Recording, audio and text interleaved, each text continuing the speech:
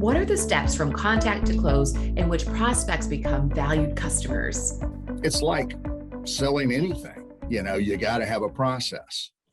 And it doesn't matter whether you're selling, TPM or software, or in the consumer world, selling roofing on a house or commercial roofing.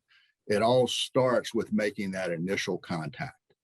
And if you're a sales rep and you're starting out and you're going to offer TPM, you should probably have two buckets of that initial contact.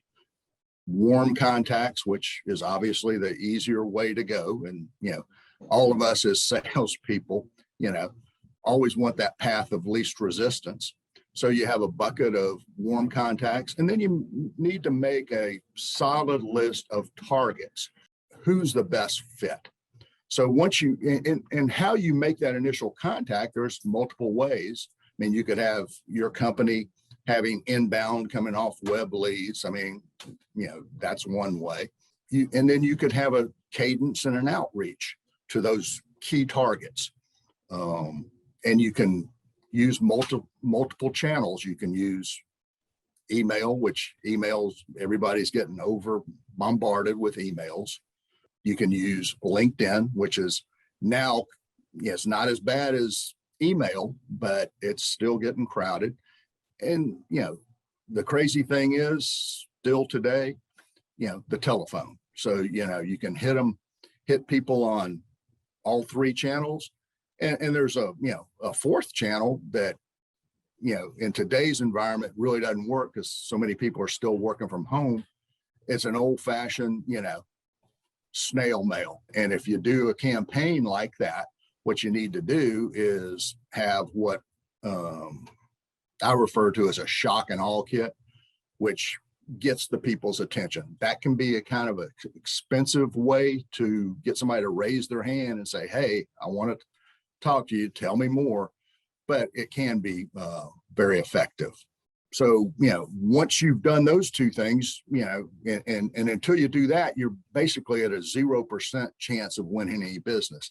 Then you want those people to, like I said, raise their hand. The second step is somebody through one of those channels has said, hey, I'm kind of interested, tell me more. And all you're asking for, it depends on whether you want 8 minutes, 10 minutes, or 12 minutes. I wouldn't ask for much more than that, to just tell your story to see if your company might be a fit to solve that TPM solution.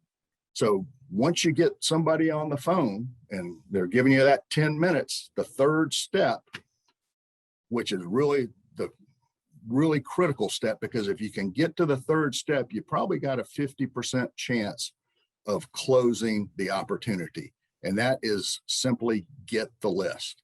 If anything, and I preach it over and over with salespeople, get the list, get the list, get the list.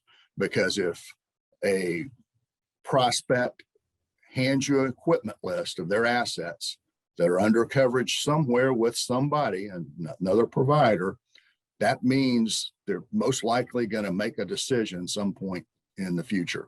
And that's a key milestone, that third step, getting that, it puts you in about a 50% close. So once you have that list and you've provided a quotation to your potential prospect, you want to engage that prospect. The next fourth step is, we call it a technical vetting call. Sometimes it may not be even technical. It may be more process oriented. Prospect may ask the question, okay, I'm with the OEM, we switch over to your TPM and it's 12 midnight, 1 a.m. on a Saturday. What do I do? What's the difference? What's going to happen? And on those calls, typically we provide our, either operational people or technical people, because it may get into some technical questions. It may be, let's say it's an IBM mainframe. What does my support look like? Do you have the engineering capability? And so that technical or process vetting call, you're really moving up the scale if you successfully, complete that. And then after that, that's your fourth step. And then the fifth step is simply making the close.